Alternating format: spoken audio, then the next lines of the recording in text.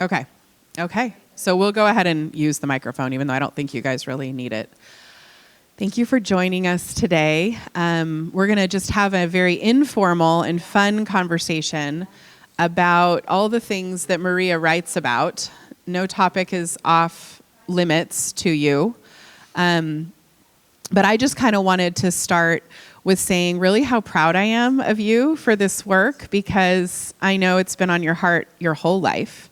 And her books, they really are speaking to people who've been wounded by faith, who have been given these visions and versions of the sacred that are actually not sacred, that are actually toxic and painful and have caused a lot of harm in the world. And what Maria does is in her books, she kind of shares her trajectory and all of the things that formed her. She doesn't talk down to other people who are on their own journey. She's very respectful in her work about not making fun of or diminishing the meaning behind the paths that brought you here, right? Because she was formed by Catholicism and Assemblies of God and charisma and all of these things that are actually quite powerful and meaningful and also have done a lot of harm in the world. And so I really love the way that she's framed her books. And my first question for her this afternoon is just really, who are you writing for? Yeah. Why are you writing for them? And I mean, I kind of know the answer, but I want you to get to share it with the community here, because I think this is kind of where the heartbeat of the book is for me, that there are people who need these books. They are written for them. And I wanted to give Maria that first opportunity to answer that question. And then if you hear something in what she says that sparks something for you, a question you have, a wound you want to share, whatever it is, then you're going to be given the opportunity to ask those questions as well. So I'm just kind of here to start it off, and I get to feel cool and sit in this little chair on the side here. But really, we're going to do this more like a hot chocolate chat, where I'm just starting it with the questioning, and then you guys get to take it over. And like I said, Maria will talk on anything. So enjoy asking questions. Youth, please ask questions. This is important for young people to dig into as well, because you guys are really carving a new way as well. So Maria, who did you write this book for? Why did you write this book? And just a little bit about your journey of how it kind of grew in you over years. Yeah. 'Cause it's really beautiful. Yeah. Should I can project, or I can talk into this mic? I don't think Sue can hear you. Oh, okay. Justin's giving, this is good? Okay, perfect. Yeah, so essentially, I've wanted to do this kind of work my whole life in terms of writing a book and putting something out there for people. I wrote this book because it was the book I wish I had about 15 years ago. And just to kind of place me on a continuum of time here, I'm 41 at this point in my life. So I wish I had this book in my 20s when I was going through a lot of different faith transition. And if any of you are clued into the contemporary discussion on faith and Christianity, especially in younger millennials, Gen Z, Alpha generation, you know that this faith dismantling conversation, or at least harmful faith dismantling conversation, is going by the term deconstruction. And essentially, people are coming to the table and they're saying, hey, we've been really hurt by harmful forms of religion and really rigid ideology, doctrine, purity cults. Now, to be fair, for all intents and purposes, a lot of this deconstruction conversation is happening among a group that we call post-evangelicals. Post-Catholics, post-charismatics, people who are coming out of really high control religious environment that has damaged them in some way. And so usually when someone comes of age in an environment like that, they have two choices. They can continue on in that environment, or they can make some changes. And usually that choice comes to them because they have been spooked by something outside of that lifestyle, that way of doing religion, belief, faith, has spooked them in some way, has disrupted their reality, and they can't quite let it go. And so they can pull the thread and the whole thing can unravel, which is really crisis ensuing. Or they can stay in their communities, and a lot of people do, and there's no shame or blame in that, because it's comfortable and is a lot of work if you leave that kind of community. Because if you've been in that sort of faith situation before, you know that it encompasses your entire identity. Everything you are is rooted and grounded in this idea of the interventionist God that rules from the sky, lives in our hearts, and that's going to bring us to heaven one day. And that's sort of the beginning and the end of it. So when this identity crisis ensues in these people, life just really falls apart. They don't know who they are. They don't know who holds them. They don't even know how to define morality outside of the moral God that lives in the sky that defines it for them. And so for years, I saw a very large group of people falling through the cracks. And they believed that their only options were to stay in a harmful religious community that couldn't hold them anymore. They couldn't hack it. They were having to deny their postmodern sensibilities, their sense of reason and intellect, and their own internal dialogue and conversation and leanings, or atheism. Now, atheism is not a bad way to go. My husband's an atheist. He is an unchurched Brit, and he is at the center of my work and super supportive. I'm not an evangelist. I'm not looking for anyone who's an atheist or an agnostic to come over here and do what it is we're doing, unless they feel that they're missing something, they want community, they want this kind of structure in their life, what have you. But what I want to see happen is that people are no longer forced to check their faith narratives at the door. It's a continuing journey. It doesn't have to be cut. Their stories don't have to be broken. They can continue to evolve in terms of who God is to them, what they believe about God, what their community is, and we can really open it up. We can open up the conversation. We can have the hard conversations about Scripture. We can have the hard conversations about church. We can look back at our past and say, that wasn't so great, but actually that was really formative. And even though I'm not there anymore, it was super helpful and transformative to me at the time. And so I just saw this huge demographic of people of all ages, because this is not just a demographic, right? It's not just a particular age group, but it's really a psychographic. It's really a whole group of people who are saying, we've sort of had enough, but we just don't know what's next, because we're always in life, and it's so modern and so 20th century of us, and so very human of us to just have this utter addiction to knowing. We just have to know. We have to be certain about things. Uncertain is sort of dangerous. That whole idea of curiosity killed the cat situation. And so I wrote this book to offer essentially what, for lack of a better term, I'd like to call a primer into new theological imaginations, new ways of engaging faith, new ways of engaging God. And I use really kind of peculiar language, and I talk about faith after belief, and I talk about little g God after big G God. And I do that to delineate everything that is happening in the name of God, in the sense of the personal God, the interventionist God, the moral God, the conscious God, the God of being, the God of objectivity. And I take God off of that continuum, and I should say it's not me, I come from a long line of a particular theological way of looking at these things. And we say, okay, the point of God is not being or not. We don't have to sign our name on a dotted line that says God exists or doesn't. The resurrection was literal or it wasn't. Those things are not important, they're super boring, and they don't really get us anywhere. And this is why we go back on the theist-atheist continuum. And if we transcend that spectrum and ask more important, deeper questions of God, then maybe we might be getting somewhere. But it's only when we step back from everything we think we know that we are maybe potentially getting somewhere. And that's why my book is titled Safer Than the Known Way, which is actually inspired from a poem that King George read around World War II when Britain was about to get involved in the war. And he wrote a poem, he read a poem by a poet named Minnie Haskins. And in the poem, she talks about moving away from the light and towards the darkness, because that is actually safer than what we know. And they were trying to encourage people in this time of darkness and war that it's okay, let's move forward and we can do this together. And essentially that's what I'm inviting people into, to move forward into something that is actually safer than what is known. So there's 9 chapters, but the first chapter is quite autobiographical. I want to introduce you to my story and sort of the interpretive and sociological and ecclesial lens that I'm coming at all of this with, and essentially kind of want to show you that I've done a little bit of the legwork and that you can accept my invitation to this journey and trust me a little bit as we journey together.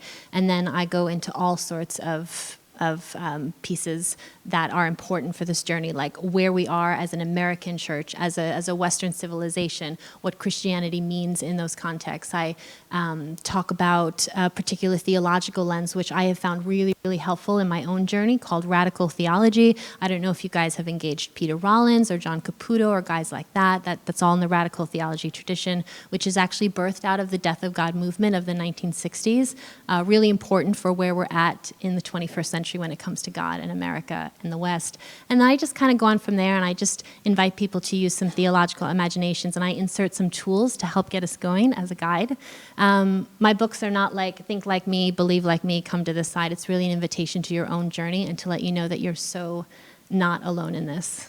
So, one of the things that I've appreciated about your books is that she takes a lot of the academic, intellectual language, and it's still intelligent, it's still intellectual, but makes it a little bit more accessible. Why is that important to you? Thanks for bringing that up. There's so much I want to say about this book and this work that I forget really important things like that. One of my greatest passions in life, as someone who has done a lot of studying and has accumulated some degrees and, can throw down with the best of them, academically speaking, is that I saw all of this really important theological work happening at an ivory tower level. And I found it to be utterly transformative and so life-giving, and excited me every single time I came across something new. But I just thought, I'm only getting this life because I am in this academic context, whether it's seminary or university, or I did some work at Cambridge, and I just thought, how do we get this kind of thought to a pop culture level? Because I'm reading the heavy theological books, I'm taking years to figure all this out, and it's still making my head spin. So how do we translate some of these ideas onto the ground where it really matters and can actually really manifest in wonderful and practical and important ways in people's lives?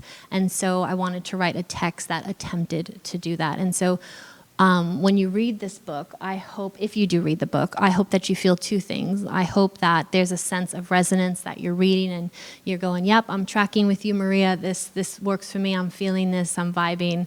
This resonates with me. And also, this is really confusing. I've never heard this before. I don't know what I think about it. It's really challenging. I'm going to sit with it a bit. I have another question unless somebody else has one. I guess it's hard to have questions if you haven't read the book, but...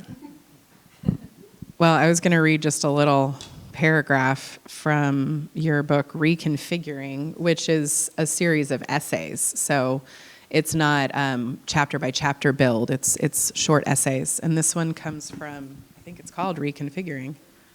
Yes, the chapter called Reconfiguring. It's towards the end.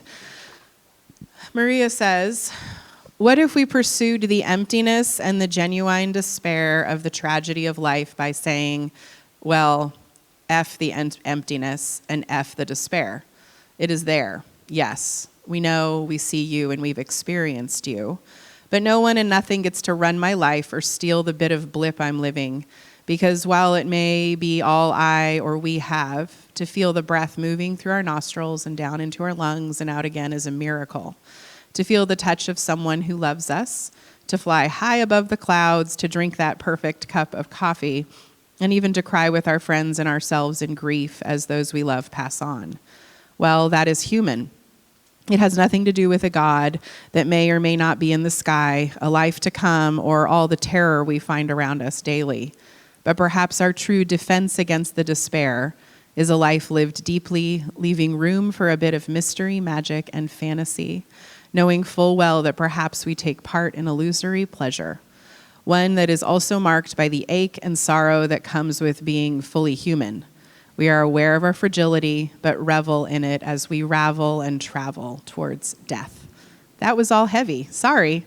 I don't know how to end this. I just want to tell you I love you and thank you for reading and listening. So when I read that, it's just so very Maria, and I just wanted to read it for everyone and then just ask you to respond to it because I love it. It's one of my favorite paragraphs.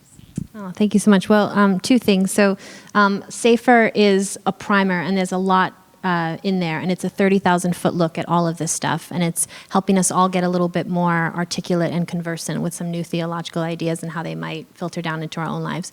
Reconfiguring is a book of essays, 41 essays to be exact, that I wrote over the last 2 years that I published. And so while they're disconnected from each other, they are written in chronological order. And what I wanted to do was take the 30,000-foot look that this book gives us and say, okay, well, it's fine enough to be conversant theologically, but what does this look like after I've moved on from an interventionist God construct and all of a sudden someone I love dies?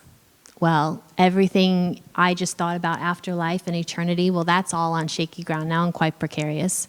What do I do? What do I think? How do I grieve? How do I move through this? What does it look like to be in love? What does it mean to pursue happiness? What does it look like to engage, really orthodox and quite accepted ideas like Trinity? Are there new ways to engage Trinity? Do we even care? So it's 41 essays just jumping around to the full spectrum of what it means to be human and trying to filter some of this stuff down into that. What you read, I really love, because I think part of the journey of transcending that theist-atheist spectrum, and I get mistaken for an atheist a lot, and let me tell you, I am so not an atheist. But if you want to categorize me somewhere really technical, we could say post-theist, and you'll find the subtitle of my book is A Post-Christian Journey, and post-Christian has been used in a non-belief kind of secular context, but what I'm doing is I'm trying to start a post-Christian conversation in terms of what does it look like to engage God after God? And I know that's a curious saying, and it's really nuanced and loaded. And if you want to pursue some of the books or the work or stuff I've printed online, you'll come to sort of understand what I mean to communicate by that a little bit. But in Christianity, as we know it, we join the ranks of religion because we're given a lot of promise. We're promised that our souls will be saved. We're promised that everything's going to be okay. We're promised that there is, a light at the end of the tunnel and treasure at the end of the rainbow. And all of our suffering will someday make sense if we just keep on keeping on. And there's a lot of pressure in that, because what happens when the sun doesn't come out? Or what happens when we don't get our lucky break? Or, fill in the blank. And what radical theology does, and what I'm hoping the post-Christian conversation invites, is this sense of journey with no guarantee at the end of it. That we journey just for the sake of journeying. And I know that sounds a little cliche, it's about the journey and not the destination. But faith is about stopping at staging posts. We travel a little bit, we're transformed, we spiral forward. We're never the same. Even though we might come around again, we come around different, and that place is different to us as well. And that it is all about what we're learning, how we're transforming, how we're living life within ourselves, within community, how authentic we're being. And you might say to me, Maria, well, this just sounds like self-help a little bit. It sounds, humanitarian. I totally agree. And if we are only talking about it from a human perspective, then we can name it all of those things. But what we're doing here today is we're trying to make sense of some of our Christianity, some of the bits of our Christianity that doesn't make sense or that we don't like or that we find toxic or harmful, and we're trying to live in light of it anyway.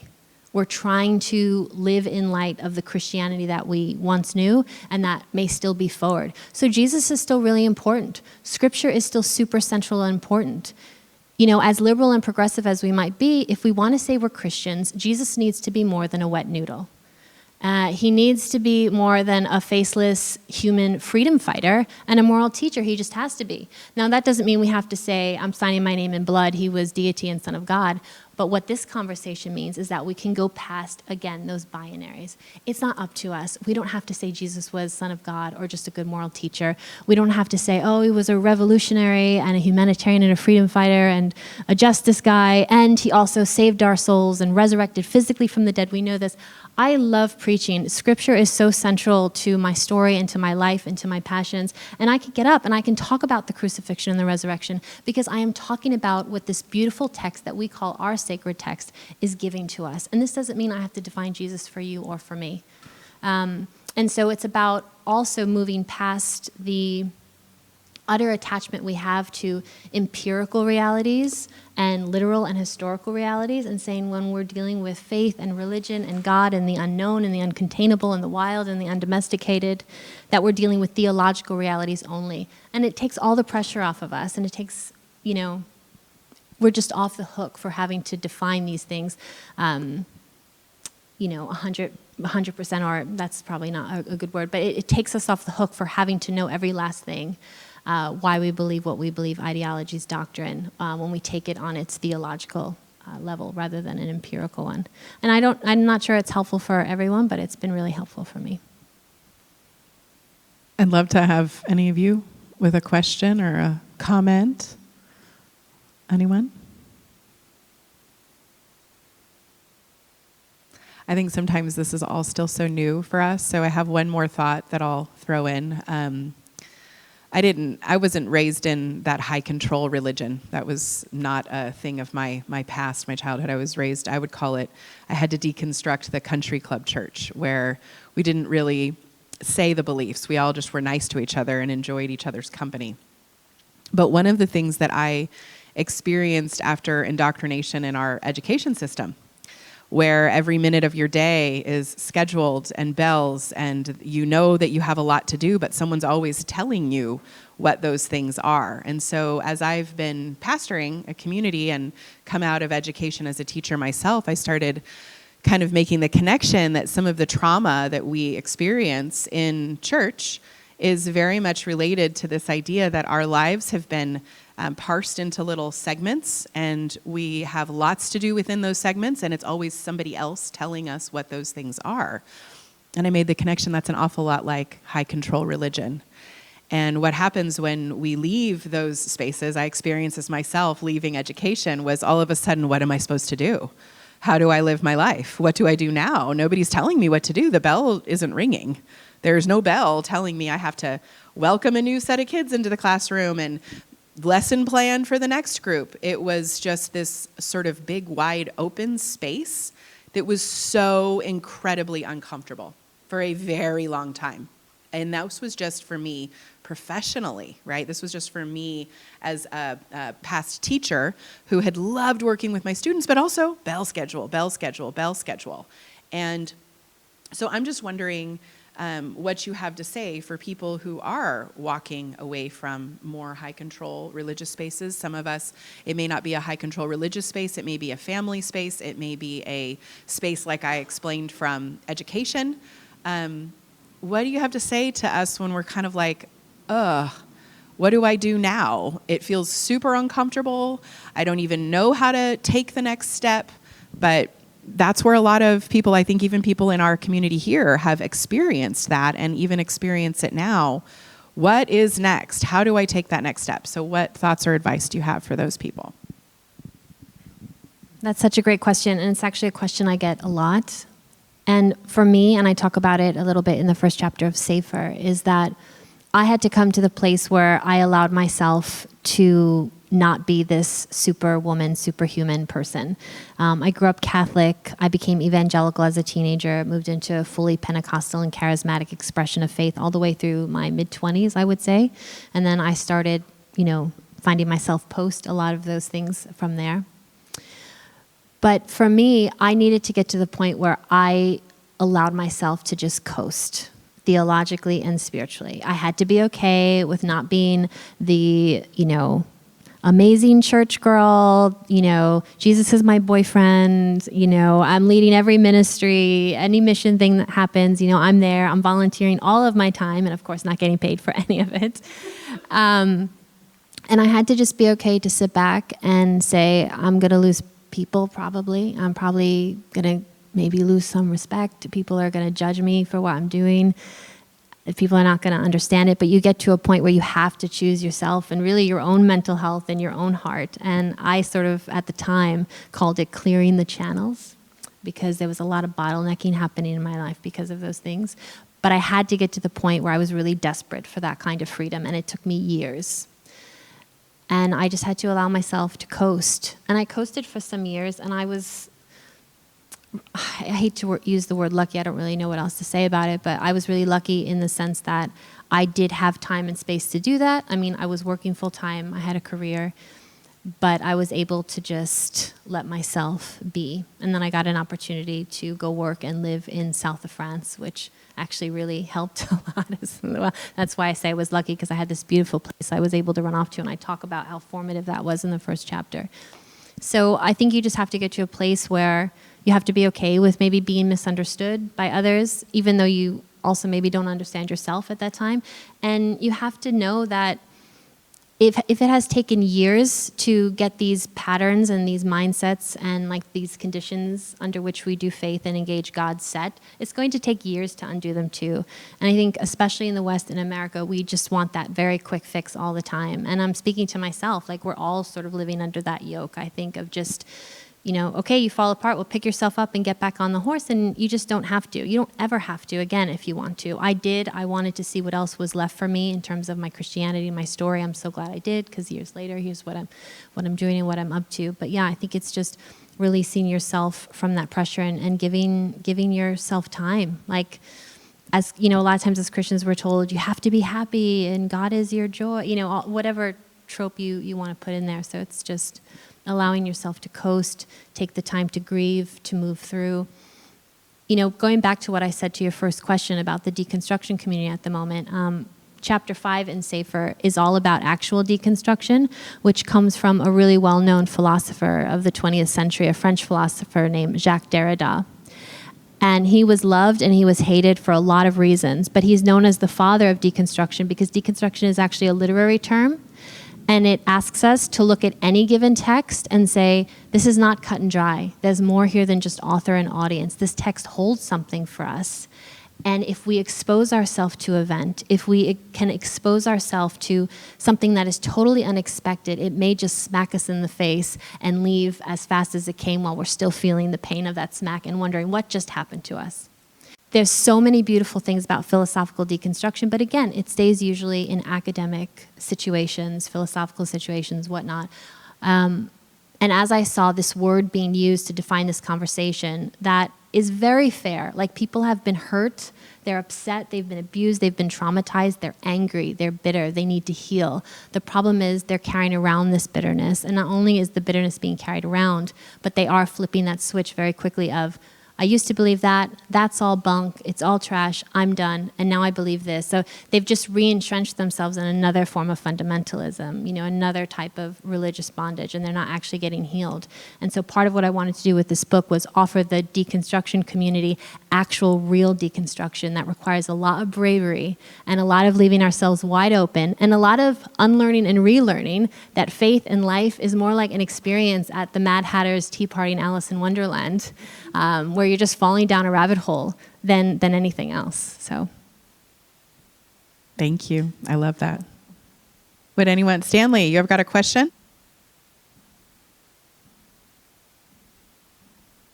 I was thinking about your term coasting, and coasting is a time that allows reflection. But then it's also a time to just kind of forget about anything and go from Sunday to Sunday. And for me, I get to go from Sunday to Tuesday morning to Wednesday evening to Sunday. And my allowed time is shortened for that coasting. And coasting is a choice. Like we're learning in Bible study and in the men's group that most times things come down to choice. And doing nothing is a choice. So I appreciate your bringing up the thought of coasting. Yeah, I mean, I think coasting is different for everyone. For me personally at the time, I stopped going to church. That was a choice. But I still had a lot of like theological and spiritual community around me because I was working high up in administration at a seminary. And I was building a new school of theology, and my head was constantly in theological thoughts. That's what I did for a living. I still do it for a living. I'm just not in a seminary anymore. So, you know, I don't want anybody to think I'm saying, you know, stop going to church or stop doing something that's giving you life. It can just be about a mental position, you know, in terms of coasting. So thanks for sharing that. I talk a lot about composting, those moments where we've let something kind of crumble and it takes time to break it down fully. And you can do all that you want. You can like break it into smaller pieces and you can kind of make it go a little faster. Or you can just let the earth do what the earth does, right? We can just let that happen. And so that might be another way to think of what she means with composting or with coasting, composting. Does anyone else have a statement or a comment? Justin's going to bring you the mic, or Bronwyn.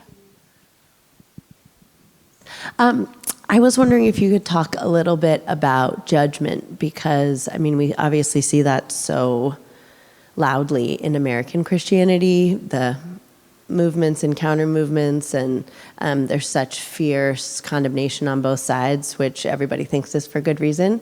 And I think anytime we break out of a way that we have seen something before and find ourselves in some kind of more expansive to us perspective, it's very hard then not to turn around and think. I mean, I think you speak very graciously about your own younger selves.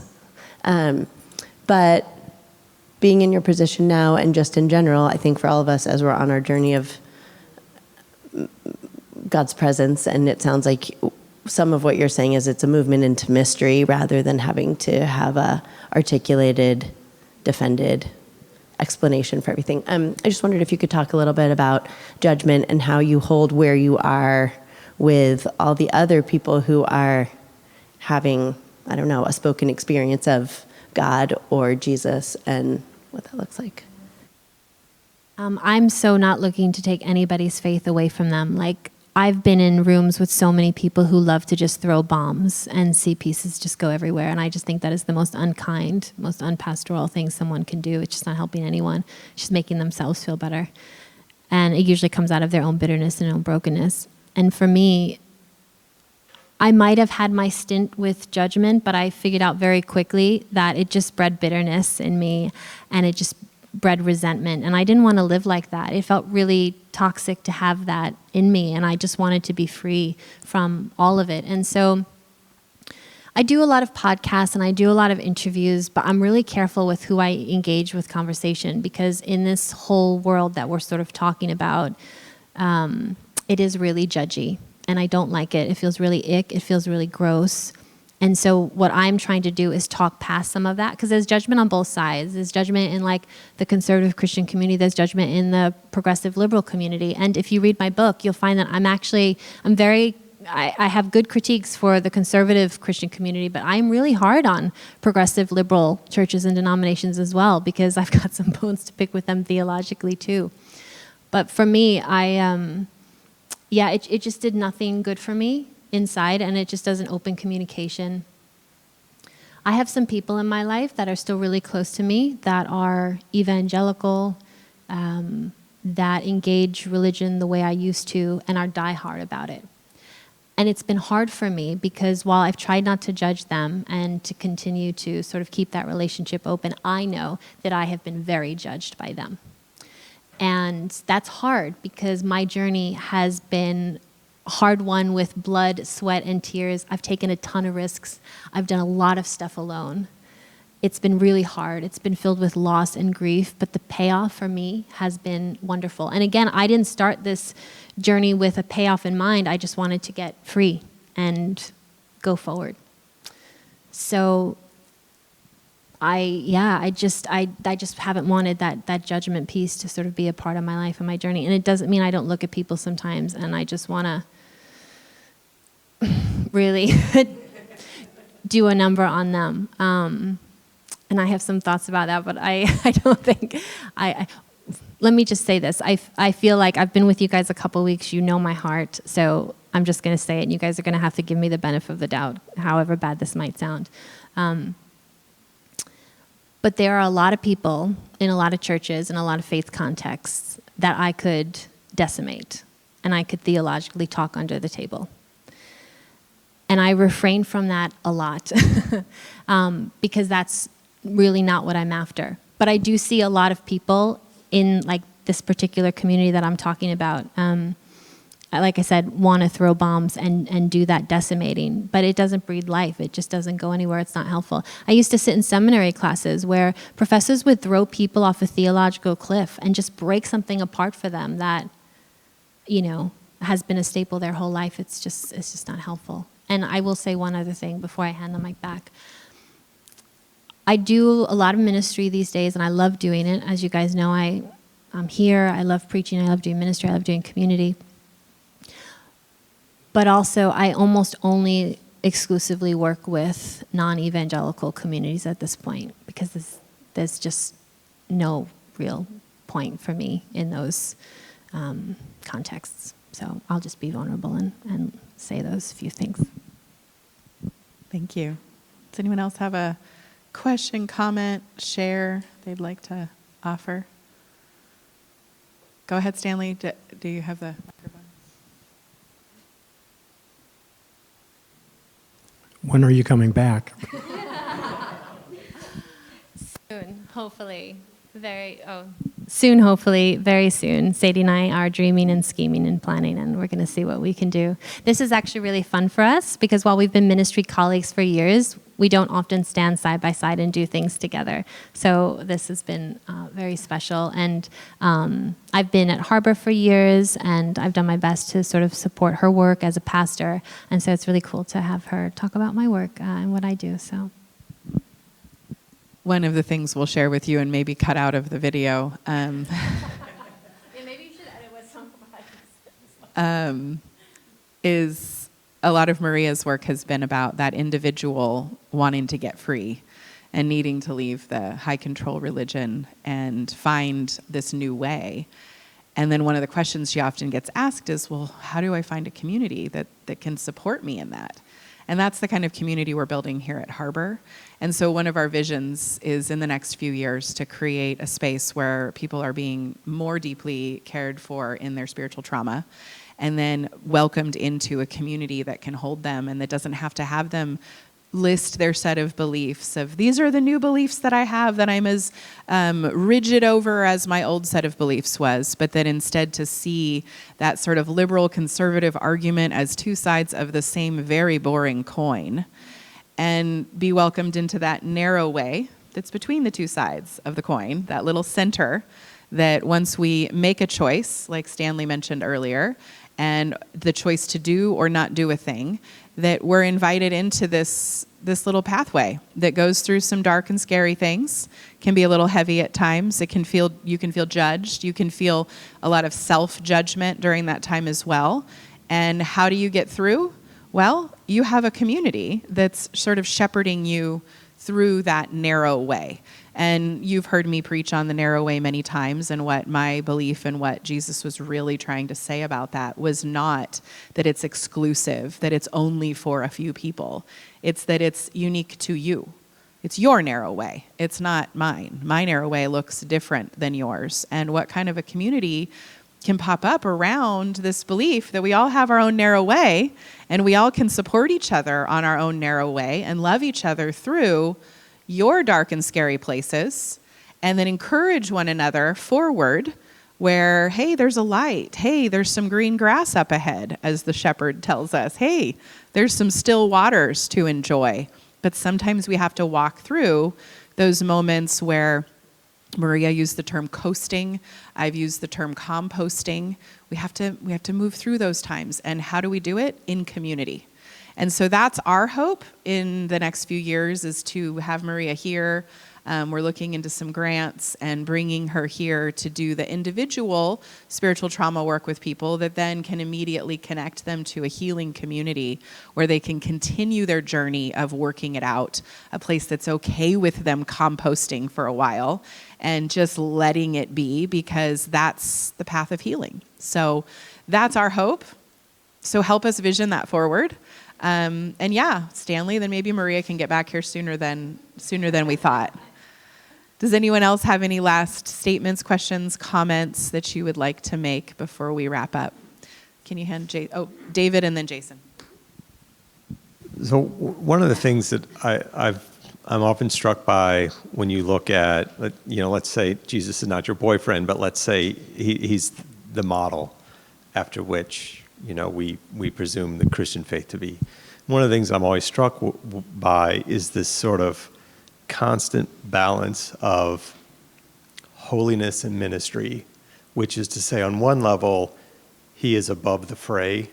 He is, we would say, righteous in his context, maybe not for ourselves, but there's that piece where you're trying to really, in some ways, elevate who you are because of faith. And on the other hand, you're out in the world and you are getting your hands dirty. And I'm curious how that, I'm curious in your whole journey how that has evolved. And I come from a slightly different background than disciples of Christ. And so I know how that would have been said to me when I was growing up. And obviously, you've gone from Catholicism to, AOG, which is a big jump. And so I'm curious, finding that balance between kind of making yourself set apart, and I would say set above, not that there's not a humility in that, but doing that and then reconciling that with truly getting your hands dirty and ministering to the world that exists outside of, outside of the monastery, right? So you've got the monastery and then you've got the marketplace. And how do you balance those two? Yeah, I mean, that's a topic we could talk about all afternoon, but to just try and answer it quickly, which won't do much justice to it, but I'll do my best. You can come back and answer. Yeah, I will come back and answer.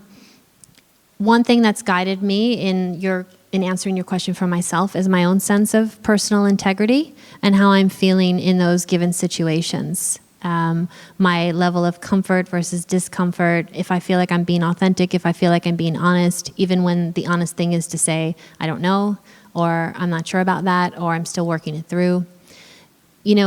Because we've grown up in America and of course the wider West with Christianity being, really the bedrock that holds up Western civilization for better or for worse, even though a lot of that Christianity was dictated by Constantine and the church councils and all of that, baptizing of the Roman Empire, set up as power structure. It still holds us for better or for worse. And that's what this conversation is about is, does it still hold us? And if it does, how? And once we figure that out, then manifesting that in our lives and in community. And sometimes we get it wrong and sometimes we get it right. And I think, for me, when I was leaving a particular framework and construct of God, I was so reliant on that construct of God for my every last decision. And I had to practice and figure out what it looked like to make decisions on my own, because I was an adult and I was wise and I was not some child, that was going to mess up and needed to hold on to this, daddy God figure that was going to tell me like how far to go and how not far to go. And it was hard and I made mistakes and I still make mistakes. And even, to Bronwyn's question, when I feel judged, I take comfort in the fact that if I have done anything at all, if I have done one thing and nothing else at all, I've lived by my own sense of integrity and I have not compromised my journey and the direction that it has taken me. And so just being ruthlessly loyal to yourself and to what you know that you've lived through and will continue to live through. And then I think some of those other questions will maybe be answered in that way. And also, I will say this, a favorite quote of mine, which I talk about in Sefer, a 20th century theologian named Schubert Ogden, in one of his many books, he answers the question of what is faith with, well, it's simply living life like it's worth the living of it. And that is a really beautiful definition of faith for me. And so that guides me. I'm going to lean into my life like it's actually worth living. And what makes that more than a humanitarian statement is my story and my past. My story has been Christianity and Jesus Christ crucified and resurrected. I could have chosen to leave that. I could have chosen to be an atheist or a new atheist, Richard Dawkins, that whole anti-God squad, which is a total snooze conversation and so 20th century. But I've decided to build on my narrative. I wanted to do that. I wanted to own it. It's mine, and I want to go forward with it. And so by leaning into the narrative that started for me so long ago, I'm continuing every day to answer that question that life is worth the living. It's why I pursue the text. It's why I pursue the Jesus in the text. I want to know. When not know in a sense of like, I'm bound to know, but like, I'm ever curious of where the story will continue to take me, both in the church and out in the world. Did you have a question? Yeah, hi. So my wife Lindsay and I both grew up in very conservative evangelicalism, and we were all in. We were like, pastor, missionary, small group leader, all the things. We were all in. You're speaking my language. And yeah, right. And our families, parents, siblings, were all in, and mostly still are all in. And so they do not understand. We are definitely very, very post-evangelical, but they don't understand it. They don't approve of it, and we've received some harsh criticism from, very close, like immediate family, like siblings, parents, and stuff. You briefly mentioned being judged and living by integrity and stuff. But have you had any like close family members or close friends that maybe from Catholicism or evangelicalism that just do not get what you're doing? And how do you navigate those relationships and those discrepancies in belief and value, and especially when you're, I guess, if you feel really, really misunderstood and misrepresented and all that. And, yeah. I mean, I get what you guys just shared in my core. And you have to have lived through it like us to really understand that it's really hard. I think, like you, I was all about that context I was in, youth group culture, missions trips, the whole thing. I was such an evangelist for anything I was passionate about. I made a great evangelical, like really. I was evangelizing all the time. I went to public school in New York. I started a Bible club. I preached every week for 4 years. I mean, I was a singer, and so in the talent shows, I always sang like Christian contemporary songs and thanked Jesus at the end. I mean, I was there. So any time in life when I find something I love, I know, you're learning more about me.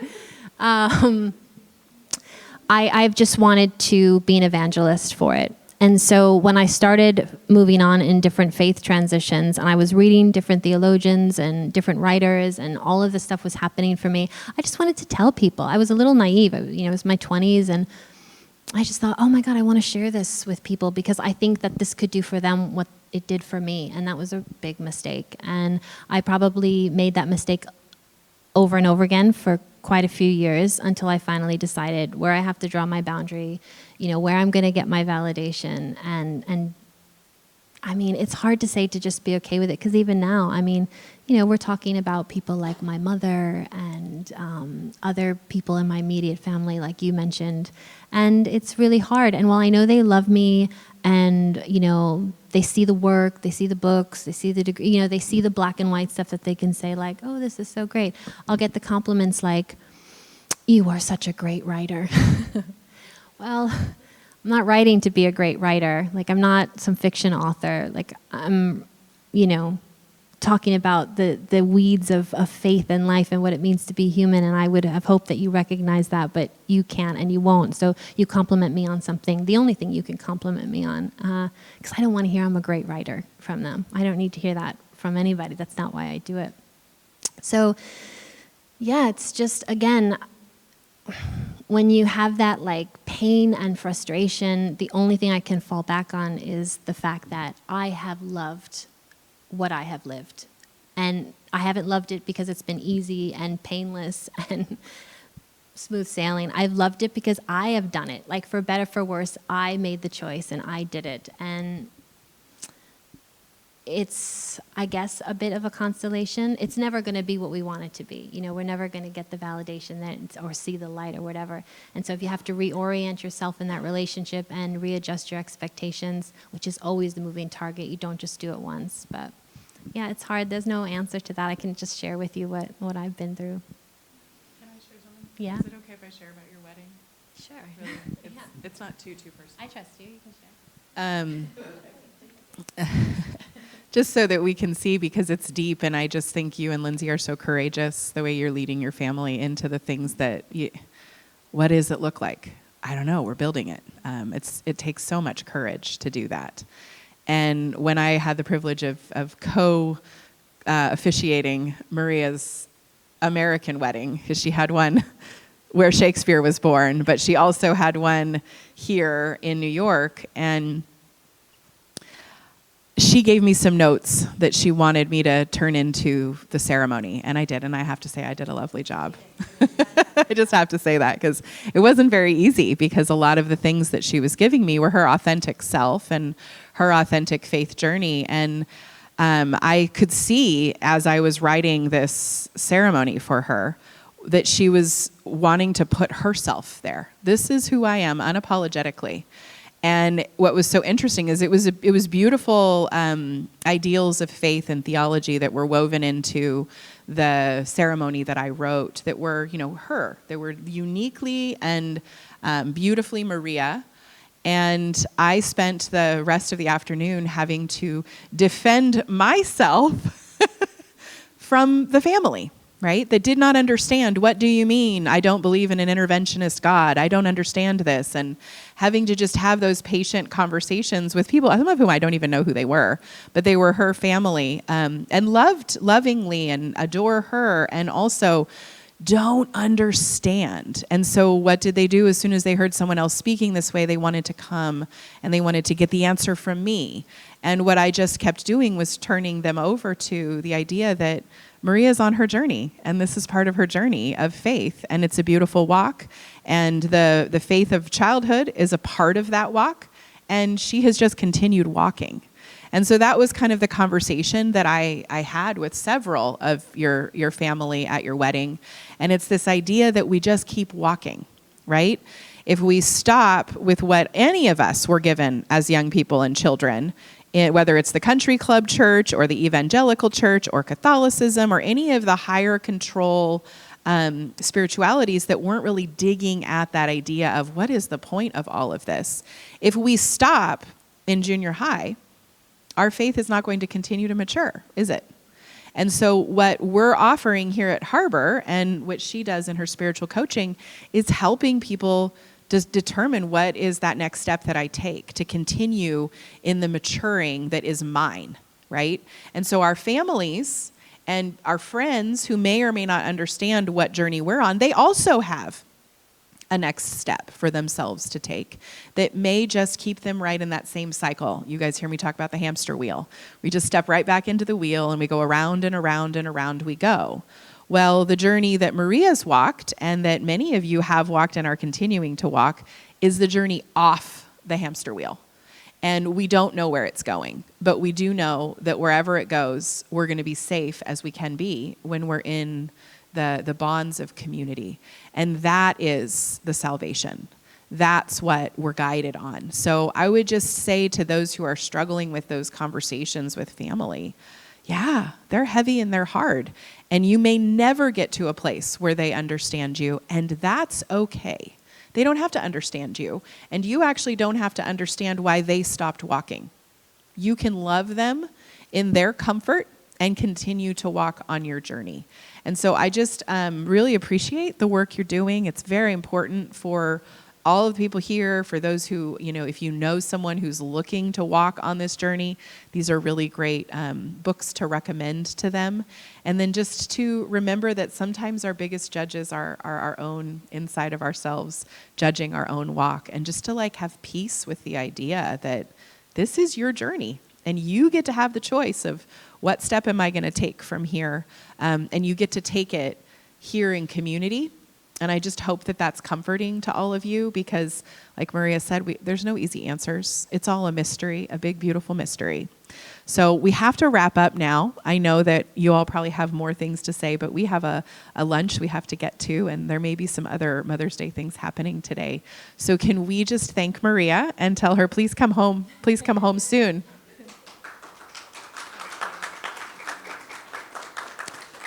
And if those of you who are really interested and want to dig deeper, we can set up some Zoom time where we could have, more of these kinds of conversations. So take a minute and write some notes down in the next couple days as it integrates into you, what was resonant for you.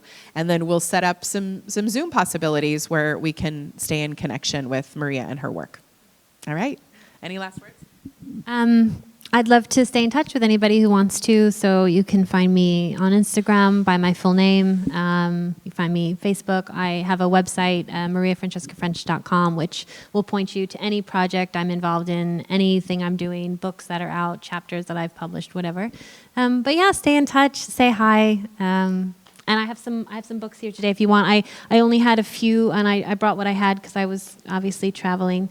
Happy to sign them or whatever, but no pressure either to get a book, but they are here if you want one. So, but thanks for coming. Yeah, we could do Venmo. Yeah, for sure. Venmo, PayPal, Zelle. If you want to do cash in the next few weeks, I can Venmo her as well, Yeah. but Venmo to her is the best. She wants $20 a book, but we're not going to turn away anyone who wants Yeah, if you don't have that money for a book, you're going to get one anyway because we just want people to have the book who want it and need it. So, All right. thank you. Thank you, This was everyone. fun.